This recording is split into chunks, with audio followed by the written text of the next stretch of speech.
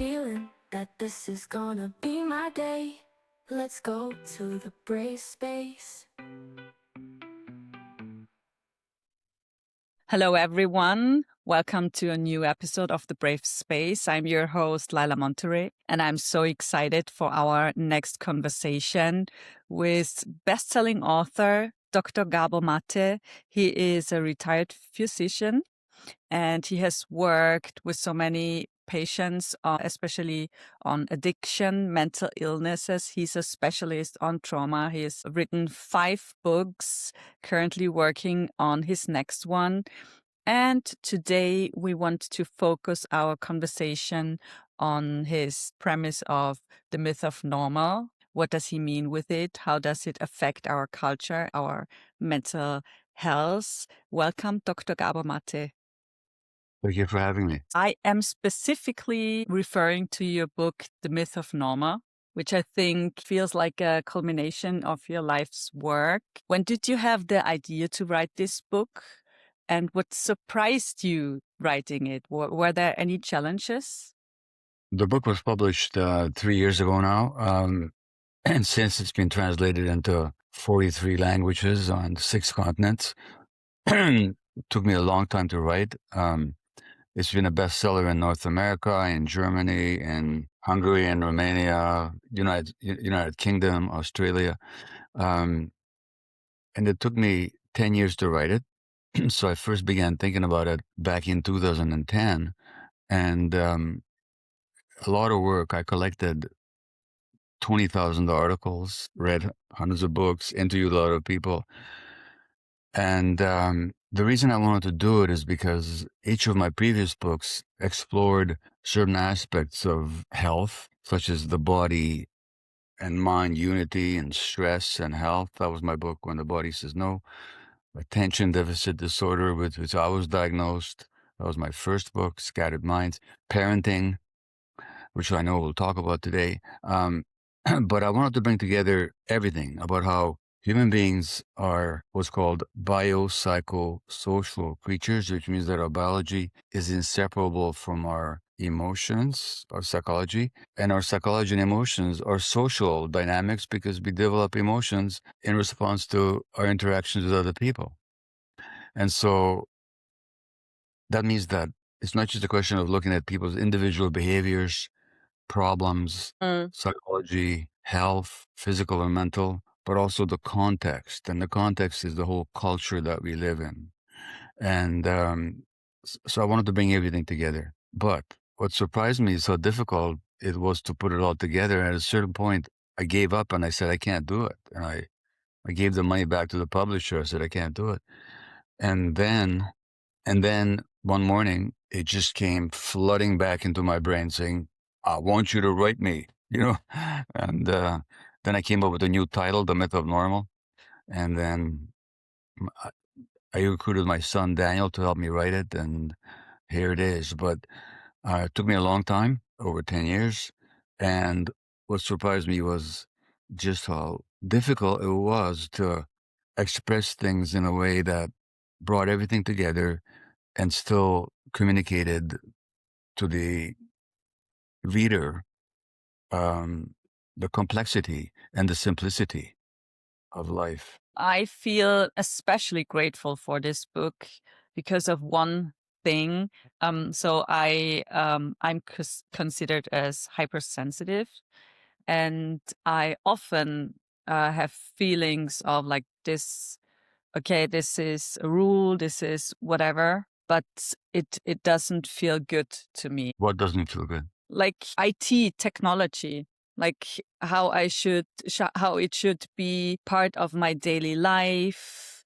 And I am a person who gets very, very overloaded by watching all of these things. And even like emotionally, I pick up all the emotions when I watch all these clips and news on the television. I absorb all this. It feels to me as if I am at war. And when people start to talk to me, here is war and there is war, I'm kind of like, I'm not listening to all of these things because it overwhelms me. And I think it is not something. First, I always thought this is a problem of mine. It has something to do with my trauma. But actually, I think a lot of people are overwhelmed and have really taking in a lot of negative emotions from all of this, but they just don't feel it. Well, you're talking about sensitivity, and that comes from the Latin word sensere, to feel. So sensitive people, they feel more. So two people might experience the same degree of physical stimulus, but one of them feels more, they're going to have more pain. That's just their nature. But it is not the problem. The problem is the context in which sensitivity unfolds.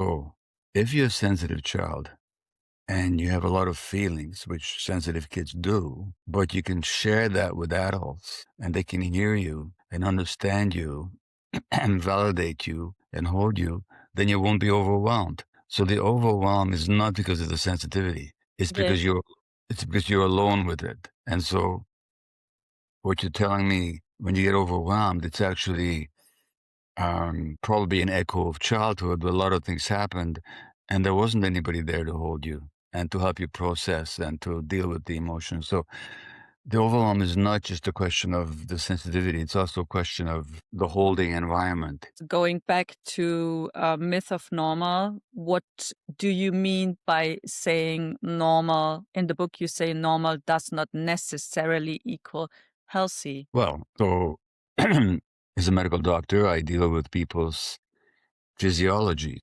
Physiology as normal, which means a certain body temperature is healthy and natural.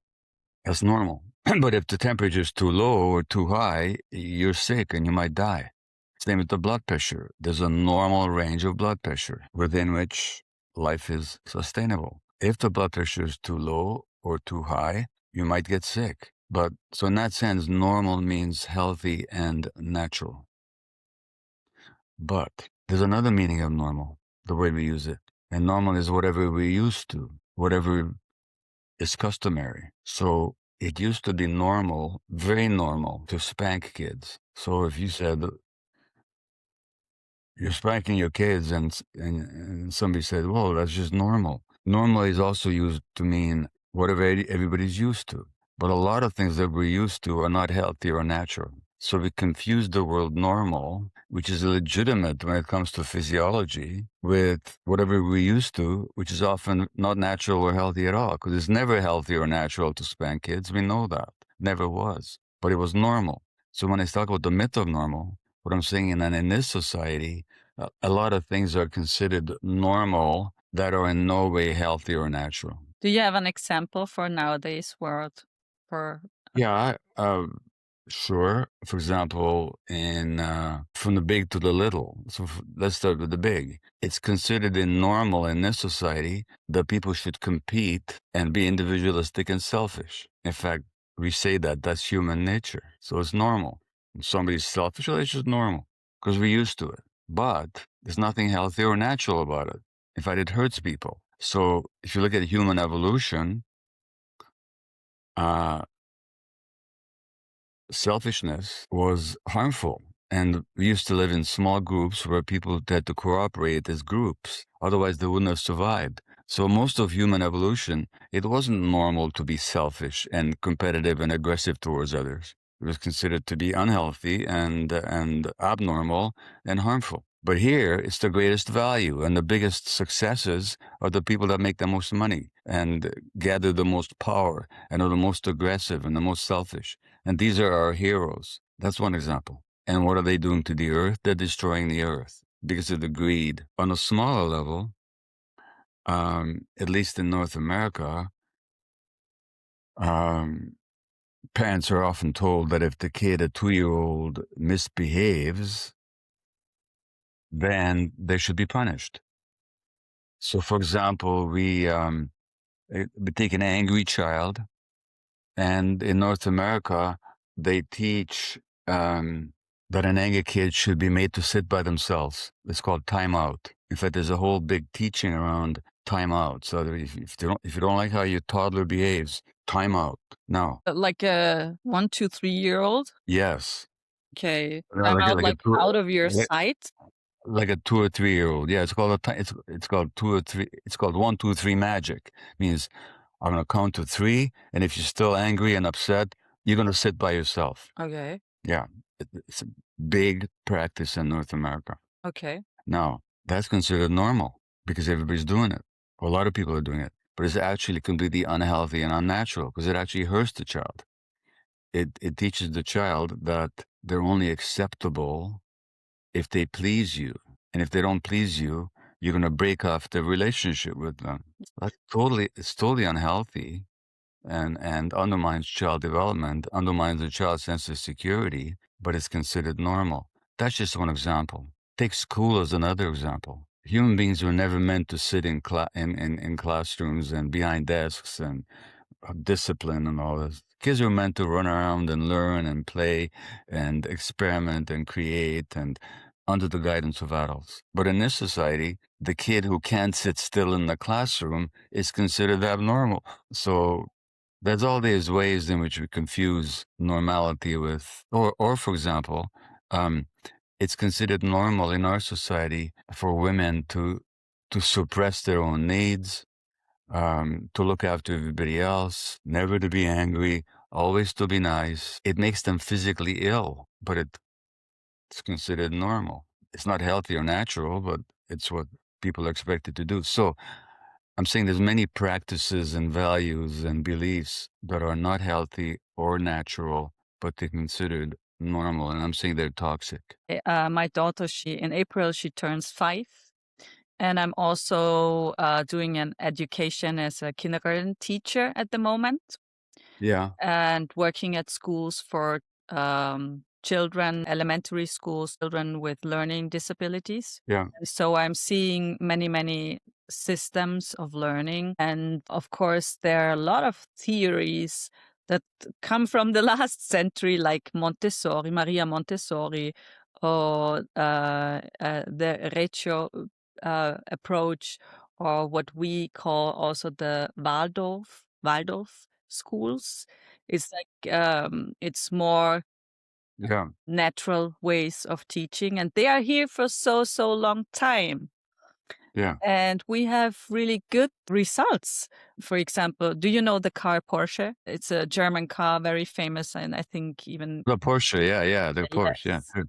Like the chief executive of Porsche, he went to a Waldorf school.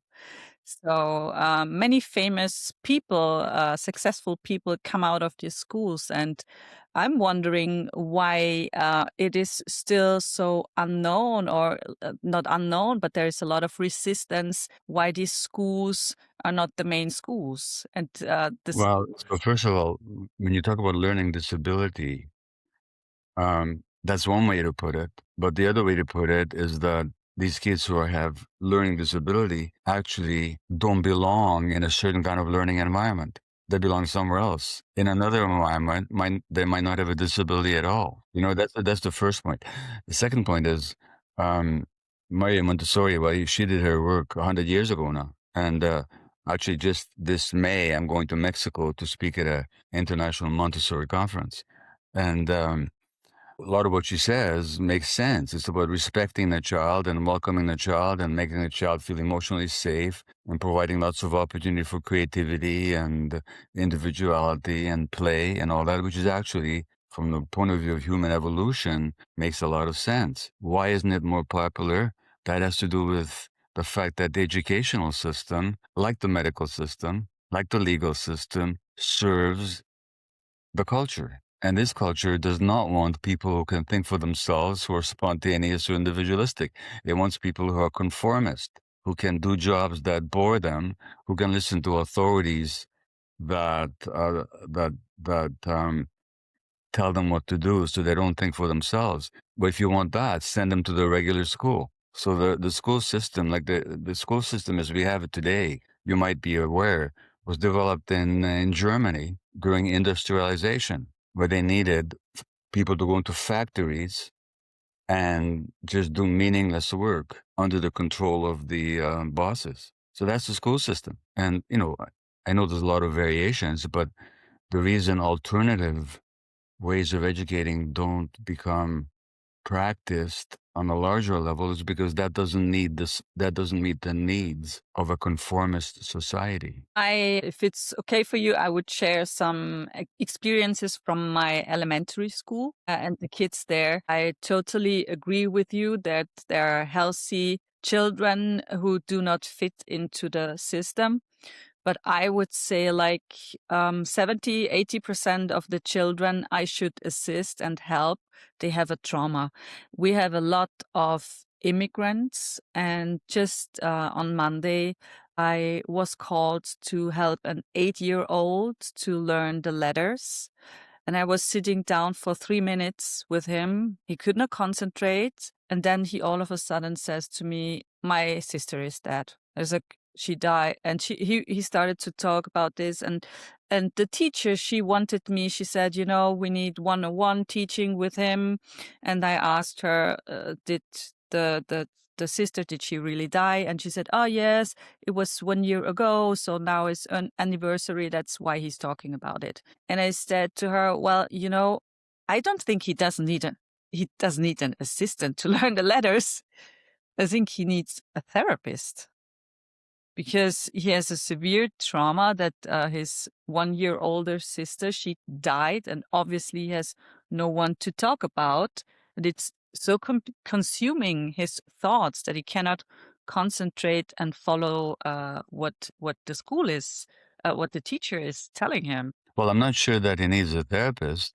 He needs somebody to listen. He needs somebody to listen to him. This kid needs to talk about his feelings, but it doesn't require a therapist. Yes. It just requires a human being, who can sit there and say, "Oh, so you're thinking about your sister. That must be very painful for you." So it doesn't need a therapist. It just needs a human being with a heart who knows how to be with the child and to listen to the child. Okay. Okay. Just trying By to the way, see. but by Yeah. the way, the fact that he said that to you meant that he felt safe with you. Yes, I take it as a big compliment that a lot of the Yeah, kids I work with, they start to tell me many yeah, things, and it's yeah. yeah, I appreciate it, but it can also be hard when you have so many young children, like 6-year-old, and they tell you, "I don't want to live anymore." They draw monsters, and I ask them, "Do you see these monsters for real?" "Yes, I see them." So yeah, it's something that is really on my mind. So coming back to this, what we consider as normal but shouldn't be normal, and how could a human being understand and feel what is normal? When Well, when someone else tells him, "Oh, you spank your child or do this and that," how can we feel it ourselves? What is right or wrong? Because I think a lot of people, they have really a challenge with feeling themselves, knowing themselves what is right and wrong. well, that's because they were traumatized themselves. See, there are many ways of knowing, and there's knowing with the intellect. Now, the intellect is very sharp, but it's not very intelligent in the sense that you can tell the intellect anything. And you can tell the intellect that it's okay to hit a kid because it'll make them disciplined and it'll make them behave. So that's a good thing. And the intellect will say, "Oh, yeah, okay." But then there's the heart. And there's a nervous system and a brain in the heart, which is connected to the brain up here. Put your hand on your heart and tell me how you feel when you see a child being hit. If you're all connected with your heart, it's going to hurt. And then there's the gut. And what do you feel in your gut when you see a child being hurt? Now the gut has a brain of its own, and the gut has a nervous system. And the gut sends many more messages to the brain than the brain sends to the gut. When the gut and the heart and the intellect are aligned, nobody has to tell you what's right. You know what's right. So it's a question of getting in touch with all those three intelligences, and then you know. What happens in trauma, though, is that people get cut off from their own bodies. They get cut off from their heart. They get cut off from their guts. And all they have is the intellect. And you can tell the intellect anything. I'm raising my hand. I Yeah. I switched a lot away from my feelings into the intellect. Yeah, well, that was your defense. As therapist once said to me, that when your parents don't know how to hold you, then you develop the mind to hold yourself with. No, that's So a nice. lot of people, so a lot of people have highly developed intellects, but that intellect is cut off from their bodies and their hearts and their gut, and that's a tragedy. And it's work. You can reconnect, but that's the work. It's a lot. I know it's a lot of work. And if there is something I relate to, because you talk a lot about the separation from your mother when you were Yeah, 6 months old, and 11 months. 11 months. Okay, so I was separated the first time from my mother when I was 6 months.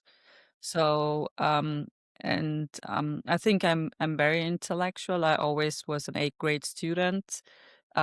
Never missed an exam. I think my whole life never Yeah. missed. And still I know, doing so much work, and still I know how much work there is to do. And I know that especially this early separation from the mother is, for me, it's the biggest challenge. It's Well, so I'll show you a couple of books I'm reading right now. There's a wonderful American psychologist researcher who's probably the most important researcher of attachment relationships and mind and brain development in the world. His name is Alan Shore, and I'm reading two of his books. One of them is called The Development of the Unconscious Mind. okay. The other is The Right Brain and the Origin of Human Nature. Mm, And they're very difficult books. They're not for the average reader.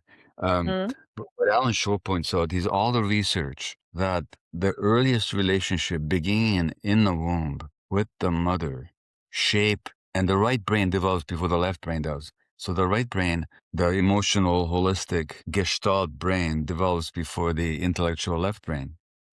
And the memories in the right brain are not episodic memories. They're not recall. They're deep emotional imprints in the mind and the brain.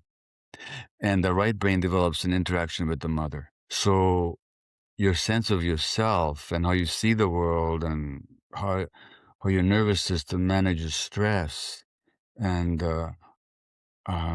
your deepest unconscious beliefs are imprinted before there's any intellect, but then they govern the intellect later on. So, and this develops in the first couple of years, beginning in the womb, in a relationship with the mother. When the mother is stressed, when the mother is upset, or the mother is traumatized, when the mother is depressed, or when the mother is absent, that interferes with the healthy development of the right brain. And the right brain is the template for your emotional life. yes, it So is. So that's how it works. I don't know how to explain it intellectually, but I am also a spiritual person, and I know I believe in many things that we cannot explain yet. But um, one thing that is also an imprint that something I'm working with is I'm not welcome into this world. I have a false belief I'm not welcome, and I was doing a lot of I was doing a lot of EMDR and also hypnosis. And one time I saw the sister of my mother. And my mother later on, she told me, well, she wanted me to have an abortion. And I was kind of, I don't know, but it went into the womb. While I was in the womb, I could absorb this, and I could see these pictures that the sister, she said, you get a baby from an Egyptian man who doesn't have the right to stay in the country. You're not married, whatever, do an abortion. And so it's like what happens in the womb is and the whole relationship, or the connection you have with the feelings of your mother is, I think we haven't discovered that all yet. Yes, actually, we have discovered it. Okay. And In the myth of normal, I have a whole chapter on what happens in the womb. Yes, but on the I'm referring to the relationship with the mother. But I'm talking about that too. I'm saying that the emotional states of the mother affect the brain development of the child in the womb. There's a chapter on that in the myth of normal, and a lot of people I've worked with similar stories, and myself too. Like, look, my mother. I was born in January '44. We're Jewish. I was conceived under a fascist or close to fascist government. And my father was away in forced labor shortly after my mother got pregnant. She was all alone. I don't think she wanted a baby at that time. And that message came across to me. And I've seen lots of people. And so that's not just a spiritual question. It's actually a question of there's been a lot of work now on the prenatal psychology of the infant, and which is very much affected by the mother's emotional states. So if your mother is isolated and scared and insecure, she may not want to be pregnant at that time. That doesn't mean she doesn't want you. She doesn't even know you. It's not personal to you. But the infant and the fetus experiences it as personal to them. we talked about our culture that holds many things that are not healthy for humanity. Yeah. Do you have something that you see as the most harmful to our health? Well, the biggest one is this belief that we're separate, isolated individuals. Because actually, um, in real life, scientifically, not to mention spiritually, but just scientifically, we are shaped by our multi-generational history, by our culture, by our parents' relationship with each other, by their social situation, um, by our own inborn temperament, how sensitive we are. But we're not isolated creatures. So, as a doctor, I mean, here's my big issue. When people go to a doctor for, say, depression, they'll be mostly told that you have a chemical imbalance in your brain. Here's a pill. Now, I got nothing against pills. I've taken them. I've prescribed them, but they're not the answer. They only deal with the symptom. The real issue is that person's lifelong relationship with the environment. So it's not an isolated problem of the brain. When somebody develops inflammation of their joints, they go to a doctor, they'll get a pill to suppress the inflammation or to suppress the immune system, but nobody asks them what happened to you. Now, if you actually look at people who develop inflammation, very often there's trauma there. And that trauma happened in an environment. So I can give you two examples. A study out of Harvard University showed that women with severe post-traumatic stress disorder have double the risk of ovarian cancer, which means that the cancer wasn't just a biological event in an isolated organ. It had to do with their relationship with the world. But doctors are not trained to understand that. Or lots of studies have shown a relationship between trauma, abuse, stress, and multiple sclerosis. But if you go to a neurologist, all they're going to do is give you some medications. They're never going to deal with the emotions and the trauma and the psychology of what created the inflammation. So that's the big myth. That's the biggest toxic belief in this culture is that human beings are isolated creatures instead of seeing all the connections. For example, a child in a family that misbehaves, they're seen as the problem. Yes. But they're not the problem. They're just reflecting the stress in the whole family. So you have to deal with the whole family and not just try and fix the kid. You know?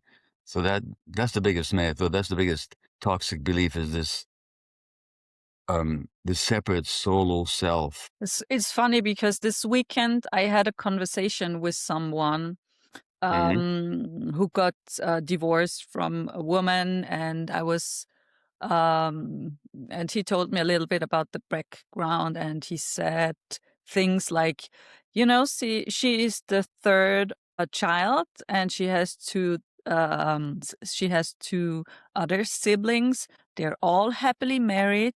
They all have the perfect family with kids. Just her, she is like this. She's messy. She cannot do the household. She cannot take care.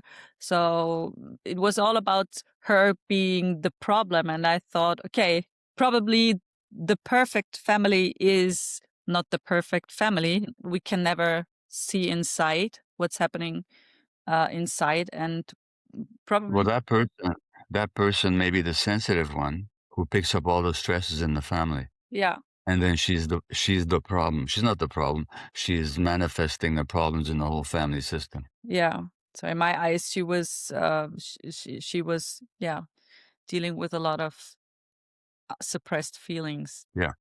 Well, okay, here's the thing. Nobody's born suppressing their feelings. You have a 4-year-old child. Your child wasn't born suppressing her feelings.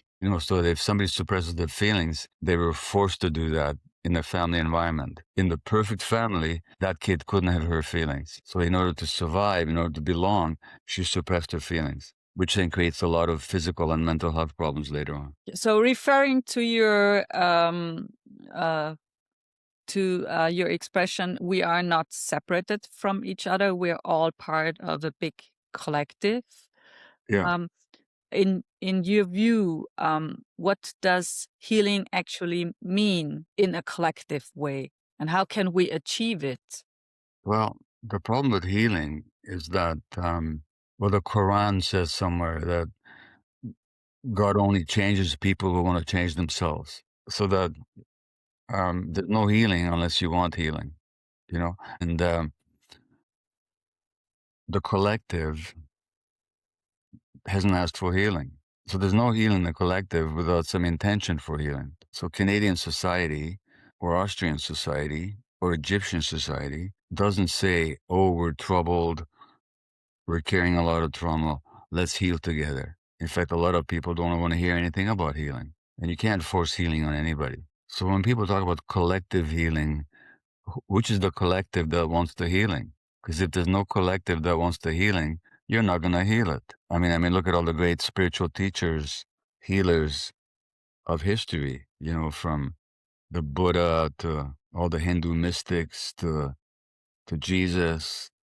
They haven't healed the world. Not that they haven't done important work, but look at the world. The world is a world in which, as we speak today, we've just had a genocide committed in Gaza. I don't say that, by the way. That's according to Jewish Israeli historians of the Holocaust. They say that this was a genocide. And the world stood by and watched it and let it happen. That's true. How's that different from when I was a kid and I was almost sent to Auschwitz as a baby? Now, I'm not saying that Auschwitz is the same as Gaza, but in terms of mass killing and cruelty and inhumanity, and that's just one place. Then, we could name any number of places in the world. So where's that collective desire for healing? Well, there is a community. I think the community is probably maybe 1 or 5% of the world population, and the rest is living in this so-called duality. Yeah, that's true. And And there are yeah, many different approaches to how to explain what's going on in the world. Yes, I totally share your view. We are not in a good state. We are in a very destructive phase of our civilization. And I'm just like you, trying to figure out what I can change for my daughter, because she's 4 years, she will be 5 years, and I am thinking about the world I'm leaving to her. yeah. Well, it's good that you're thinking about that. Look, the fact that this book, The Myth of Normal, has been published in 43 languages, it would not have been 15 years ago. Other books on trauma by other friends of mine and authors, the book Behind You by Mel Robbins, Let Them, which is on your shelf there, which is about self-awareness. Um, German, uh, but I'm sure you know Viktor Frankl. yeah, yeah, yeah. So as the crisis of the world gets deeper, more people are also looking for healing. So that's true. So we can work with the people who are asking questions. We can't work with the people who are not asking questions. Now, as far as your 4-year-old daughter is concerned, yes, it's not just a question of what kind of world are you going to leave behind, because that's not entirely up to you. In fact, your influence on the world, like my influence on the world, is minimal compared to the big forces that are driving history. That doesn't mean it's not important, but the biggest thing you can do for your daughter is, how do you help her become resilient? How do you help her face the problems that she's going to have to face? How are you going to help her feel confident about herself and trust in herself and not be disconnected from the heart and the gut? That's the best thing you can do for her. Okay, thank you for sharing. Going back to, you said it took you 10 years to write the book.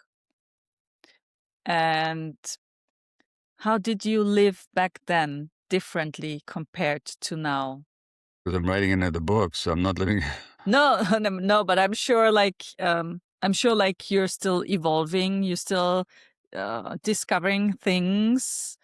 You're Yeah, well, look, always like, your mind is always, I guess your mind is like mine, it's always in movement, always looking for new answers and yeah. shaping new opinions, and every day you discover, oh, okay. Well, my most important discoveries these days tend to be internal ones. So I'll give you an example. So I've written, before I wrote The Myth of Normal, I had 4 books published all over the world, sellers in many countries or some countries, but I never had a New York Times bestseller. So I thought, okay, if I have a New York Times bestseller, then I'll be satisfied. Okay. So Okay. then I published The Myth of Normal. It became a New York Times bestseller. Do you think I was satisfied? No, I know, because I was never winning awards. I was never satisfied either. It was like, Yeah. okay, Yeah. I So totally different. It's masculine energy. yeah. So I've just turned 82, and who knows how much time I got left. I mean, you never know, you know?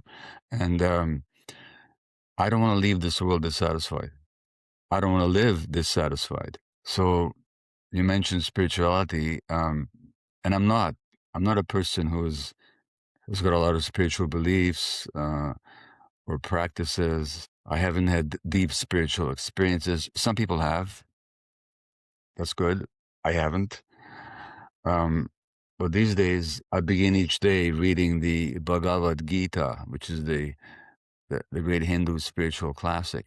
And it's all about letting go of the ego and not looking, not being identified with failure or success. It's about doing the work as a service to the world, but not because you're going to get rewards. And so my work right now is to notice that push and pull between looking for peace and looking for a deeper sense of who I am, and the pulling of my ego that wants more recognition and more success and more immediate satisfaction. So that's what I'm working on right now. You know what? This What? is perfect. Yeah. I'm Why? good at this.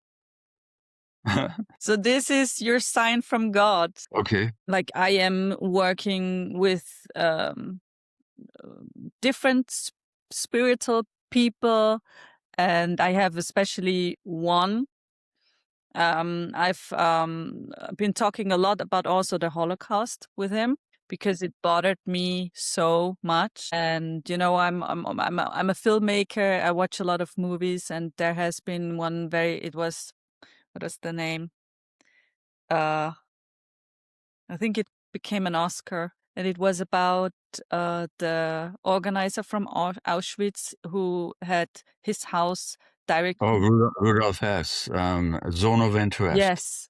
Oh my God, it was so, I was Yeah. it was, I couldn't sleep for nights.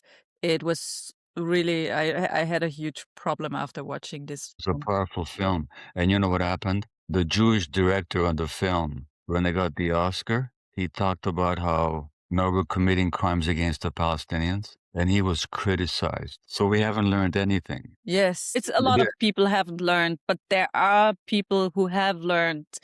And I had a Well, very that- interesting conversation with with him about it, and it helped me find peace. I have abuse. I have had physically a severely violent relationship. I had a lot to process, and yes. all the books and therapy didn't provide me with the answers, but spirituality did. I also had a conversation with Sri Kumar Rao. I don't know if you know him. Sri Kumar Rao, he's Indian, and he talks about the art of being happy no matter what.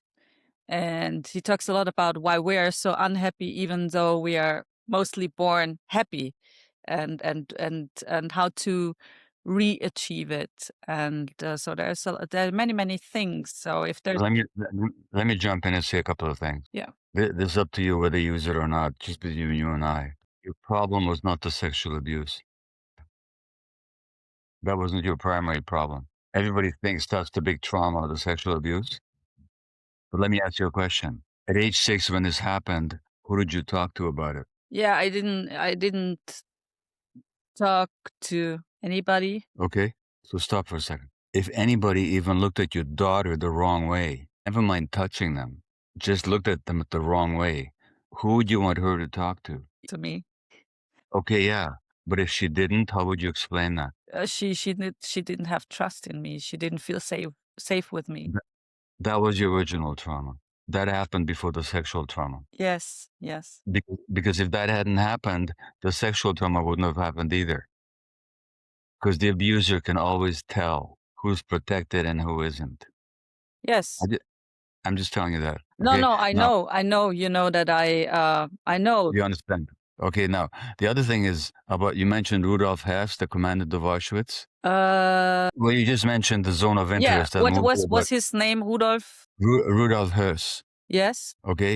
Rudolf Hess. And before they executed him for war crimes in Poland, you know what he said to his son? I remember he said something really cruel. No, cruel, you said? Cruel, yeah. He said, No, no, no. He said something very beautiful. okay. He said, keep your good heart.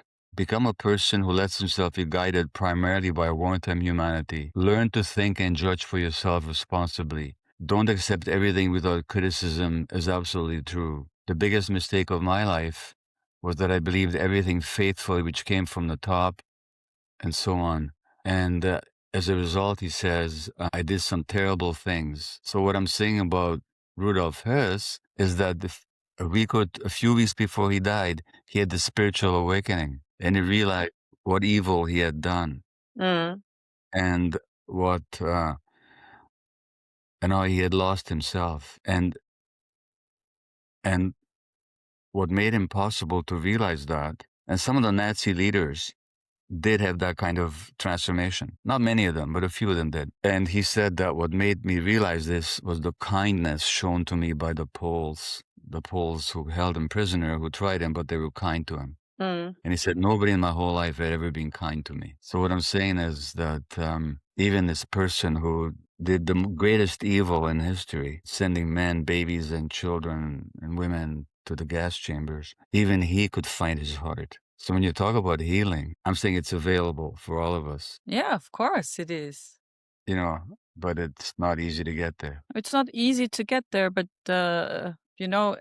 like dealing with all my trauma, and all the pain coming up, Yeah. I could connect to a part inside of me that was like immortal. It was full of light, and it was really a very strong moment. And I'm carrying this light with me. And Well, I'll show you another book. This is a professor from Columbia University I just met a few days ago at a conference, and the book is called The Awakened Brain. yes, And do you know it? It's yeah, I have heard about it. the new science of spirituality. And she studied the brain, and some people are wired for it. I'm not. You've had this experience of light and unity. My wife has had it. I've never had it. My brain isn't wired for it. You know, Why? because everybody's brain is different. Maybe it's through a different sense. I've worked also with a lot with Christy Marie Sheldon, and like connecting with your intuition. It can be, some people have a vision. They see it with their vision. Some people have other senses. Some people smell it, but I'm sure you can. Telling you, I've never had that experience of unity in life. I haven't. I know people who have. You're one of them. My wife is another. Friends of mine. I haven't. No. Maybe I will. I don't know. Never. But some people are more wired for it than others. Okay. Yeah. Okay. Can I suggest something as thank you for talking to me? Can I Yeah. suggest that I gift you a session with the healer, whoever you want to call him, and try it on and tell me if he couldn't take you to a place of peace. Okay. I promise you, it's not gonna work. No, But don't say that. It's not true. I'm telling you what I believe. Do you want me to be honest? I mean, first of all, thank you for the gift. I will accept it. At the same time, I have no faith whatsoever that it's going to work. Okay, Okay. because I've been through this before. Okay. So I'm just telling you. No, you know what? And it's perfectly okay. Not not That's the key. not everybody has to have every experience. I know the truth of what you're talking about. So when you talk about the light and the unity, I get it. I just haven't experienced it directly. That's all. I have not had that direct experience. And if I do, that's great. And if I don't, that's fine. It's good. That's a good approach. It's like Sri Kumarao, he says, like the moment you accept the world as it is, you're being as it is, you're at peace. I didn't have it like this, I practiced for years meditating and I did a lot. It's not coming from. Well, I'm not going to do that. I do have a bit of a meditation and yoga practice. Okay. But you know what? I've made my decision as to That's what it. I want. You made this About, decision. That's what I'm saying is you made this decision. It's not for me. No, I made the decision about where to put my energy, where to put my work. Sitting and meditate. I have a friend of mine who goes to meditation and he sits silently for 40 days. Wouldn't be for me either. I can sit silently for 5 minutes, maybe. Yeah, it's for me the same. I do like 5 minutes, like 10 minutes. I'm single mother. I don't have time to sit for. Yeah. I don't like it's not for me either. But there, like. Anyway, I'm happy to connect with your spiritual teacher. If you want to send me an email, I'm happy to. I'm gonna send you the email, and you're free if you take the session or not. It's a gift. Try it out. No, I will accept it just for the experience. Yeah, if you allow it, you have to allow. He can take you to places. He can talk to you. Let's see. Interesting. Okay. So, Dr. Gabor Maté, interesting talk to you. You too. Interesting encounter. Yeah.